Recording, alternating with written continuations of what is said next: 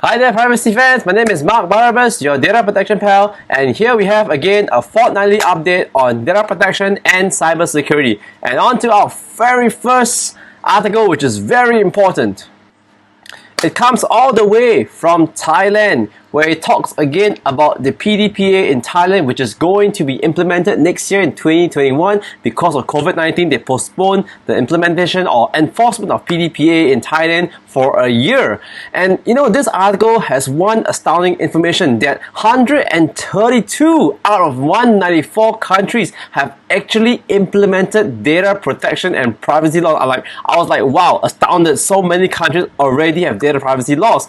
But really, think about why you implement data privacy in your organization. Is not just about complying and avoiding fines, but really, it's really about branding. So please do your good works on data privacy to build your branding. And not only for branding, but also for, I mentioned, not just for branding, but also to develop a competitive advantage, because applying data protection by design will help you to not only refine your business processes, but it really helps you save time and develop a good culture in your organization. So not just to avoid fines in your country, but also to develop a form of branding and to give yourself and your business a competitive advantage. I know it has really helped me to reduce some work, because one thing for sure, by not collecting too much data, I don't have to protect them, you know. So on to our next article. Next question is this: DPOs in an organization are important roles because they handle the data protection policies and frameworks. But again, is there an ethical role for DPOs, like in this article where there's an ethical role for risk managers? Is there an ethical role for data protection? And I believe for those of you who are already data protection practitioners, especially those working with the GDPR, you know that data protection by design is very important, and there is an ethical element in that design and work. So I wonder whether data protection officers are part of the ethics team as well. So if your organization is just starting to build your data protection framework, you might want to consider an ethics board, or appointing a data protection officer who is very ethical and upright as well. It's a very tough call, isn't it?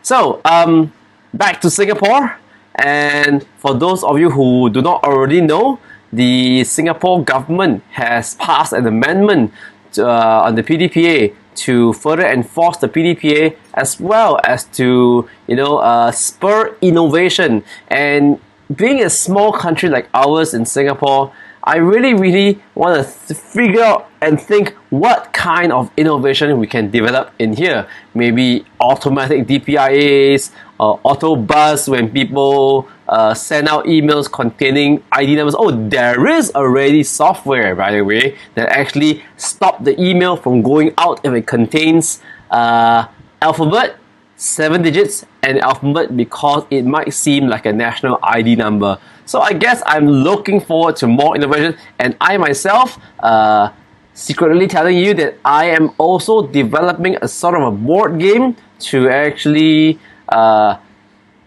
teach people about data privacy and how to protect their personal data from the evil scammers and hackers out there. So look forward for it probably in first quarter of 2011. And of course, once again, there are certainly some form of bad news. Again, several pieces of data are stolen, this time from Itigo, and not just limited to Singapore, but really international. And where does the data go again? Yes, to the black market. Darn, these people are really making things move even during COVID-19. But I really wonder what's it like being a hacker. Any hacker want to do an interview with me? And finally, for those of you who are Apple fans like myself, there is a new data privacy by Apple, and you might want to read through it and read this interesting article and tell me what you think about their new privacy protection policies and how it affects you, and tell me whether you agree with this article. For me, I have mixed feelings. So comment below and I'll be glad to engage you in the conversation. And finally, the biggest of all breaches, Marriott Hotels. 18.4 million breach, and finally a fine by the European Union, 18.4 million pounds to be fined on the Marriott Hotel Group. And I'm very sure that you and I have probably have our data already stolen. And it's unfortunate, but we really got to make sure we take care of ourselves, because this is example of hackers again working very hard despite COVID-19. But this is of course a breach that was happening a long time ago, but it doesn't stop them from using these information stolen to attempt some social engineering. So if you do not know what social engineering is, please watch the next video or search for a video by me on social engineering. So this is Mark Barnabas. I look forward to seeing you real soon. So please subscribe, like and comment below, and I'll be glad to connect with you again. So see you real soon, be good and be safe.